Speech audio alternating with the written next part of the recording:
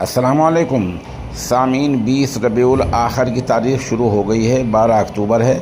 خبر کا عنوان ہے اعظم خان کو خاص سیکورٹی پھر مل گئی ہے۔ دراصل 23 مہینے پہلے سماجوادی پارٹی قداء الرہنما جناب اعظم خان مختلف معاملات میں جیل میں چلے گئے تھے۔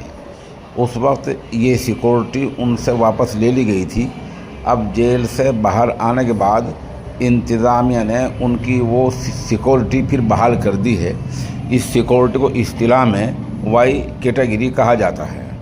یہ خاص سیکورٹی ہے جس میں تقریباً 1 درجن پولیس اہلکار ہوتے ہیں، انہی میں ایک خاص افسر ہوتا ہے اور انہی میں 2 یا 3 کمانڈوز ہوتے ہیں۔